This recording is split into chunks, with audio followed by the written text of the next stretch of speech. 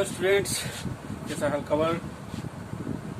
आज हामीहरू क्लास 11 को एउटा नयाँ topic triangle law of vector Edison को बारेमा कुरा गर्छौं। त यो ट्रायंगल ल अफमा यो भन्दा पहिला हामीले भेक्टर को बारेमा, स्केलर को बारेमा धेरै कुरा जानेको छौं। टाइप्स अफ भेक्टर को बारेमा हामीले कुरा गरेको थियौं। अब त्यसपछि हामीले भेक्टरमा हामीले जान्नुपर्ने एडिसन, सब्ट्र्याक्सन, मल्टिप्लिकेसन को कुराहरू हामीले जान्नुपर्ने हुन्छ। भने दुईवटा भेक्टरहरूको एडिसन जान्नको लागि हामीले पढ्नको लागि हामीले यो ल चाहिँ जान्नै पर्छ। Triangle law of vector Edison, दुईवटा भेक्टर्सहरू छ, त्यसलाई कसरी जोड्ने भन्ने कुरालाई बुझ्नको लागि हामीले triangle law of vector Edison study गर्छौं।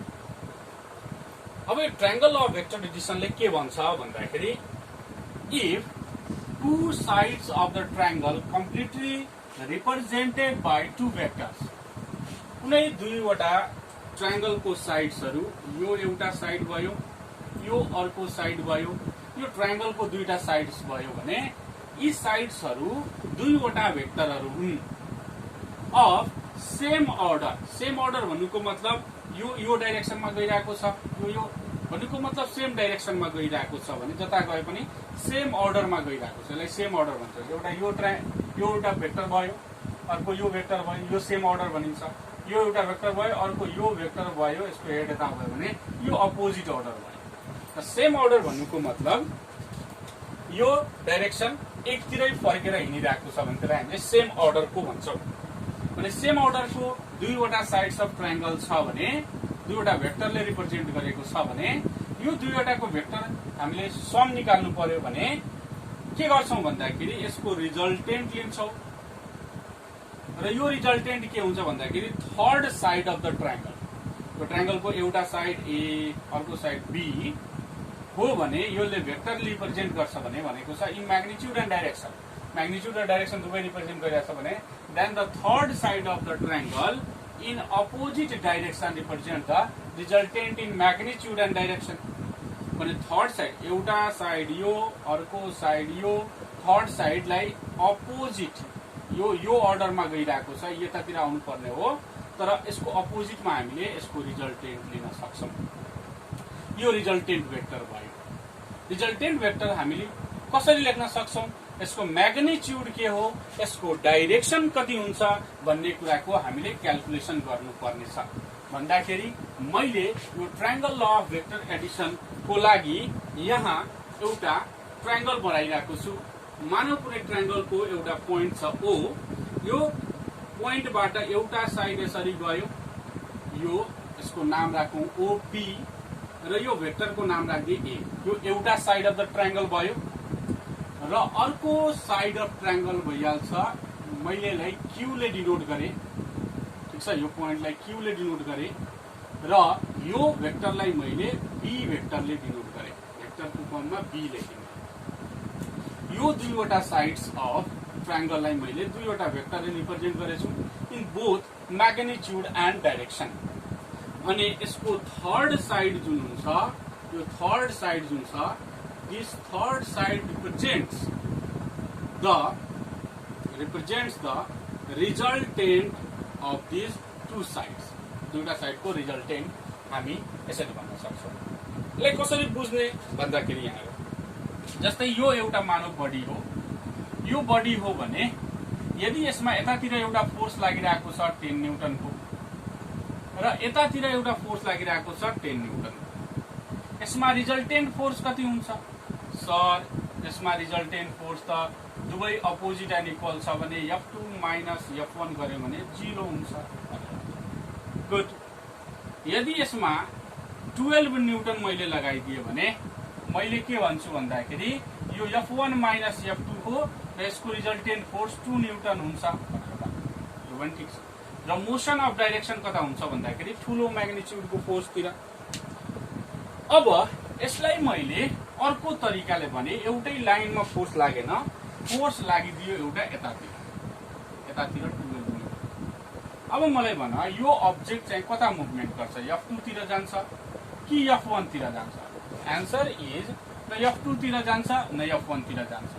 यो यो अब्जेक्टलाई केही जनाले यतातिर तानिरहेको छ, केही जनाले यतातिर तानिरहेको छ भने यो डाइरेक्सनको बीचको डाइरेक्सनबाट जान्छ भने यसलाई हामीले रिजल्टेन्ट फोर्सको डाइरेक्सन भन्ने गर्छौँ। रिजल्टेन्ट फोर्स, रिजल्टेन्ट भन्ने गर्छौँ। त्यस्तै दुईवटा भेक्टर्सहरू छन्, यो दुईवटा भेक्टर्सहरूको रिजल्टेन्टलाई यसले डिनोट गरेको छ। यसको म्याग्निट्युड र डाइरेक्सन कति हुन्छ भन्दाखेरि नि त्यो हामीले क्याल्कुलेट गर्छौँ। त्योभन्दा पहिला यो भेक्टर एडिसन ललाई लेखौँ। 0 बाट स्टार्ट भएको छ, Q मा इन्ड भएको छ। 0 बाट स्टार्ट भएर यो पाथ जाउँ, यहाँदेखि यहाँसम्म जान A, यहाँदेखि यहाँसम्म जान B, भन्नुको मतलब O देखि Q सम्म जान A प्लस B हामी गयौँ हैन, A बाट B हैन। र त्यसपछि अर्को बाटो हेरौँ त, O देखि Q सम्म जानको लागि हामीले अर्को एउटा भेक्टर, सिंगल भेक्टर रिप्रेजेन्ट गरेको छौँ R, भने दुवै O देखि Q सम्म नै जानु छ, तर एउटा चाहिँ सिंगल भेक्टर छ, एउटा चाहिँ दुईवटा साइड भएको भेक्टर्सहरू छन् भने R = A + B। यसैलाई हामीले triangle law of vector Edison भन्ने गर्छौँ। अब यसको म्याग्निट्युड निकाल्नु पर्यो। म्याग्निट्युड निकाल्नको लागि मलाई भन यो दुईवटा भेक्टरहरू बीचको एंगल कहाँ छ भनेर कसैले सोध्यो भने सर यो हो भनेर नभन, किनभने एंगल जुन बन्छ जहिले पनि हेड टु हेड अथवा टेल टु टेल बन्छ। भने यहाँ हेरौँ, यो ए भेक्टरको यो हेड भइहाल्यो र बी भेक्टरको यो टेल छ यहाँ, भने यो ए भेक्टरलाई मैले प्यारलल शिफ्टिङ गरिदिन्छु यतासम्म है, प्यारलल शिफ्टिङ गरे। प्यारलल शिफ्टिङ गरे भने यो भेक्टर ए हो भने भेक्टर ए को यो टेल र यो टेल बी को, भने यो एंगललाई हामीले एंगल बिट्विन टू भेक्टर्स भन्छौँ। Angle between A vector and B vector यसलाई भन्छौँ है। त्यो जानिराख्नु पर्यो। योभन्दा पहिलो क्लासमा हामीले, पहिलो लेक्चरमा हामीले यो एंगल कसरी निकाल्ने भन्ने कुरा हामीले जानेको थियौँ। यदि कसैलाई थाहा छैन भने योभन्दा प्रिभियस भिडियो हेर्न सक्छ। त्यसपछि मैले एउटा यहाँबाट परपेन्डिकुलर ड्रो गरे है, यहाँबाट एउटा परपेन्डिकुलर ड्रो गरे यसरी यहाँ, यसको नाम मैले एन पोइन्ट लेखेँ। यहाँदेखि यहाँसम्म मैले मेट दिँदा पनि केही फरक पर्दैन। यो क्यूएन जुन छ, QN is perpendicular on PN, PN माथि क्यूएन चाहिँ परपेन्डिकुलर छ। यो मैले ड्रो गरेको ज्योमेट्री गर्नको लागि। र रिजल्टेन्टको डाइरेक्सन कति हुन्छ भन्दाखेरि नि यो ओ बाट ए भेक्टर भन्दा अल्फा एंगल बनाएर माथि गइरहेछ भनेको छ। भने अल्फा भन्नुको मतलब डाइरेक्सन अफ रिजल्टेन्ट है, डाइरेक्सन अफ रिजल्टेन्ट। अब यसलाई अलिकति सोल्भ गर्नतिर जाउँ, यसको भ्यालुहरू क्याल्कुलेट गर्नतिर जाउँ। हामीले यो फिगरमा फिगरमा हेरौँ, एउटा ट्रायंगल छ।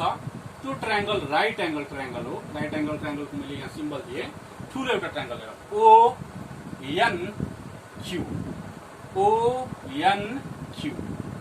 ONQ राम्ररी हेरौँ, ONQ एउटा ठुलो ट्रायंगल देखिरहेको छौँ।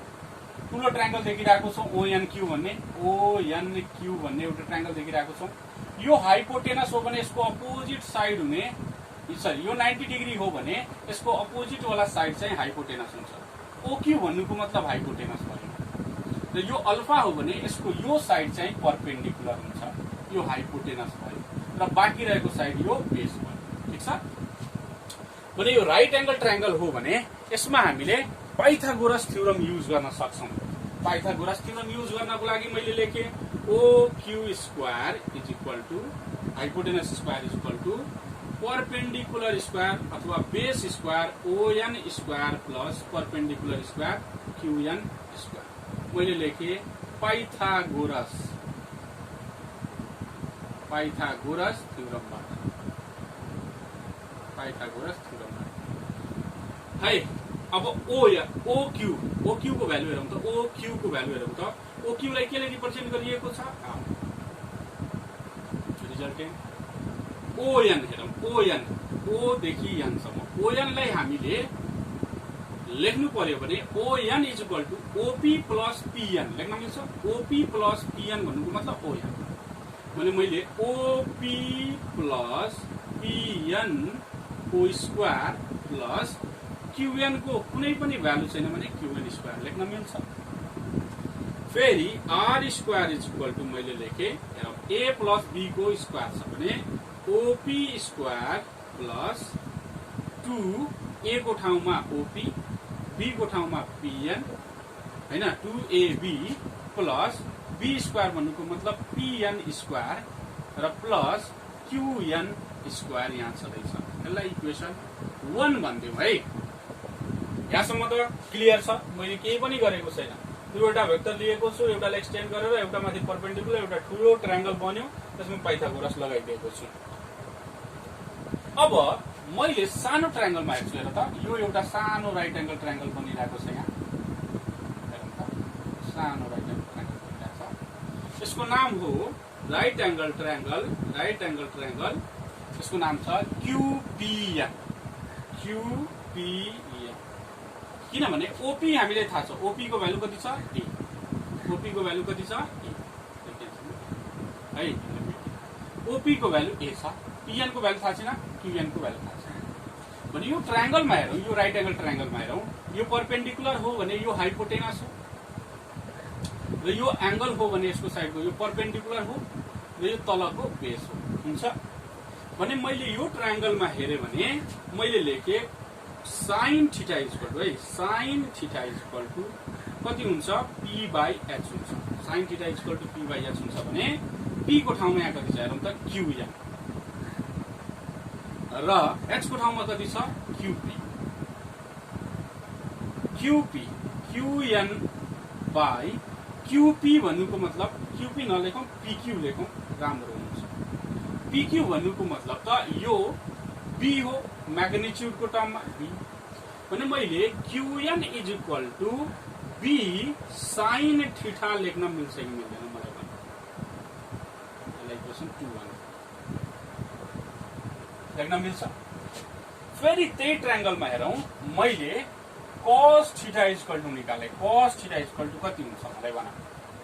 cos theta is equal to हामीसँग थाहा छ b बाई h हुने गर्छ, b बाई h हुने गर्छ cos theta is equal to b को ठाउँमा हामीले कति पाएको छौं यहाँ हेरौँ त pn बाई h को ठाउँमा कति लेख्न सक्छौं भन्दाखेरि b अथवा pq भने यसलाई मैले pn बाई b लेख्न मिल्छ भने pn इज इक्वल टू मसँग आयो cos b लाई मल्टिप्लाई गर्यो भने b cos थीटा। यसलाई इक्वेसन 3 भन्थे है। अब इक्वेसन 2 बाट qn को भ्यालु आयो, इक्वेसन 3 मा pn को भ्यालु आयो। यो सबै भ्यालुलाई मैले इक्वेसन 1 मा सब्स्टिट्युट गर्छु भने फ्रम इक्वेसन 1 2 एन्ड 3 यो तीनटै इक्वेसनलाई युज गरेर हेरौँ त के आउँछ। From equation 1 2 and 3 we get r square छ, r स्क्वायर लेख्दियौं इज इक्वल टू लेख्न त के गाह्रो, ओपी स्क्वायर भन्नुको मतलब ओ देखि पी सम्म कति छ ए भनेको छ। यसलाई मैले ए स्क्वायर लेख्न मिल्छ प्लस 2 छ, ओपी छ, पीएन छ, पीएन को भ्यालु कति छ हेरौँ त यही छ b cos थीटा प्लस यहाँ pn स्क्वायर छ भन्नुको मतलब b cos थीटा को स्क्वायर प्लस qn स्क्वायर छ, qn को भ्यालु यहाँ छ b sin थीटा भने b sin थीटा को स्क्वायर लेख्न मिल्छ। अब यसलाई सोल्भ गरौँ, r square is equal to a square plus 2ab cos theta plus यहाँ त b square cos square theta, b square sin square theta, b square common लियो भने cos square theta plus sin square theta हुन्छ। यो cos square theta plus sin square theta equal to 1 भने यसलाई मैले यसरी लेखे r square is equal to a square plus b square plus 2ab cos theta. r is equal to square root of a square plus b square plus 2ab cos theta. चल भाइ हेर अनि मसँग यो रिजल्टेन्टको यसले डिनोट गर्छ magnitude. यो रिजल्टेन्टको magnitude आयो है। यसपछि हामीले जान्नुपर्ने छ यसको डाइरेक्सनको बारेमा। अब डाइरेक्सनको बारेमा हामीले जान्नुको लागि डाइरेक्सन रिजल्टेन्टको कति छ अल्फा, यहाँ अल्फा। फेरि हामीले ठुलो ट्रायंगलमा हेरौँ है। ठुलो ट्रायंगलको नाम के हो? Right angle triangle. In right angle triangle O Q N. ठुलो ट्रायंगल हेरौँ है। ठुलो ट्रायंगल ओ क्यू एन, यो ठुलो ट्रायंगल। यो अल्फाको सामने पी, यो 90 डिग्रीको सामने यो कति हुन्छ त भन्दाखेरि एच, र यो भयो बी। अल्फाको भ्यालु निकाल्नु छ भने मलाई पी र बी गर्दा पनि हुन्छ भने मैले यसलाई लेखे tan alpha is equal to P by B. P को ठाउँमा हेरौँ त कति छ क्यूएन। बी को ठाउँ भन्नुको मतलब बी भनेको तलको ओ देखि एन सम्म ओएन। यो क्यूएन बाई ओएन को ठाउँमा मैले कति लेख्न मिल्छ त? ओएन को ठाउँमा मैले ओपी प्लस पीएन लेख्न मिल्छ। यसलाई मैले यहाँ लेखिरहेको छु, सायद लेख्न गाह्रो हुन्छ भने QN by OP plus PN है। यहाँ क्यूएन को भ्यालु हामीले निकालेको छौँ। क्यूएन को भ्यालु कति छ? उहाँ छ इक्वेसन 2 मा B sine theta by OP भन्नुको मतलब ए र पीएन भन्नुको मतलब इक्वेसन 3 मा हेरौँ कति हुन्छ बी कस थीटा। मसँग अल्फा इज इक्वल टू कति आउँछ? ट्यानलाई उता गरिदियो भने tan inverse b sine theta by a plus b cos theta. I hope बुझिरहेको छौ तिमीहरूले। यो यसले के दिन्छ? डाइरेक्सन।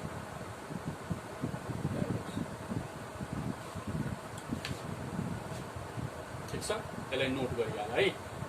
भने यहाँ हामीले थोरै ल्याङ्ग्वेज लेख्ने consider two sides of the triangle OP and OQ represented by vector A and B and resultant is represented by third side that is R लेख्न सक्छौँ। बाँकी कुरा यो म्याथमेटिकली यसरी प्रुभ गर्न सकिन्छ है। भने यसरी हामीले ट्रायंगल ल अफ भेक्टर एडिसनलाई बुझ्न सक्छौँ। ठिक छ, यो आजको लागि यति। यसपछि हामीले प्यारालेलोग्राम ल अफ भेक्टर एडिसन पनि पढ्छौँ। त्यो पनि यस्तै छ, प्यारालेलोग्राम युज गर्न। ठिक छ, थ्याङ्क यू भेरी मच।